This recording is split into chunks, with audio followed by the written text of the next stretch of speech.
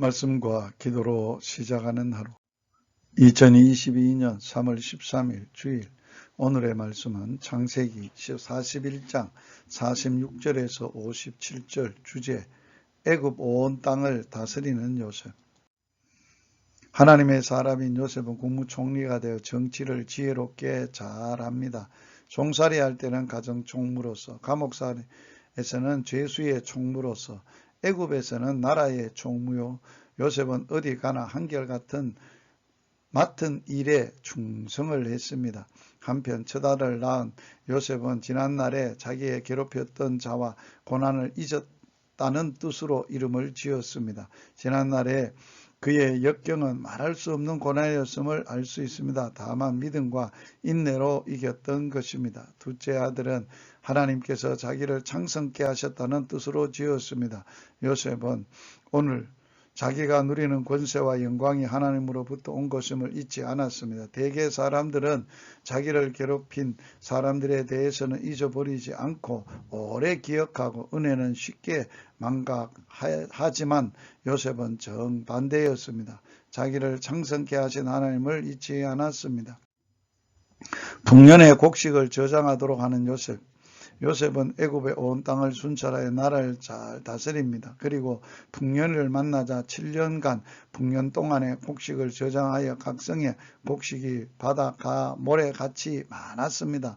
너무 많이 저장한 때문에 계산하기를 중단하였습니다. 일시적으로 경제 부흥이 좀 되었다고 사치 풍조를 조장하고 외제 과자, 병든 소 뼈다귀까지 사다가 썩혀 버리고 사리 사욕을 채우는 과거 우리나라의 지도자들과는 아주 다릅니다. 하나님의 지혜가 있기 때문입니다. 과거 하나님의 지혜가 없는 이 땅의 지도자는 1년 앞도 내다보지 못했습니다. 그러나 요셉은 14년 앞을 내다보며 정치를 합니다.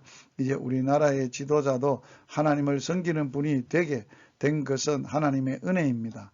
우리 모두 기도로 후원하여 끝까지 하나님을 두려워할 줄 아는 분이 되도록 해야 하겠습니다.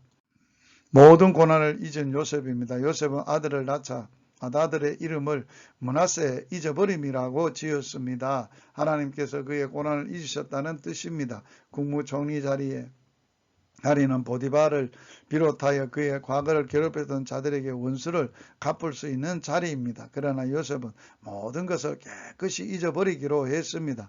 그는 인생들에 의해 좌우되는 것이 아니라 하나님의 섭리 안에 살고 있음을 믿는 신앙이 있었으므로 자기를 괴롭힌 자들에게 초도 원망한 일은 없는 것입니다.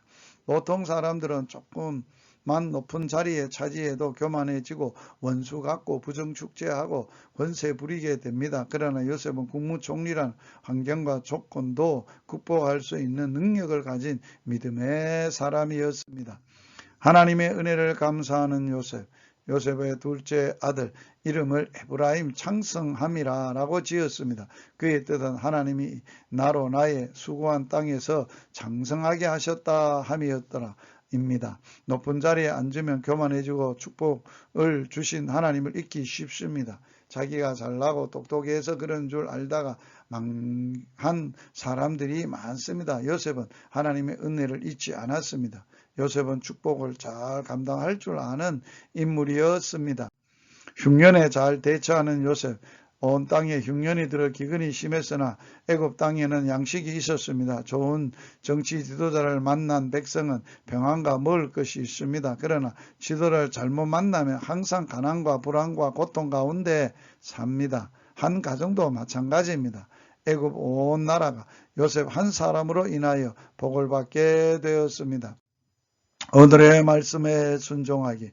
나는 요셉처럼 오늘 내가 누리는 권세와 영광이 하나님으로 온 것임을 잊지 않고 늘 살고 있습니까? 나는 애굽의 온 나라가 요셉 한 사람으로 인하여 복을 받게 된 것처럼 믿음의 조상으로 살아가고 있습니까?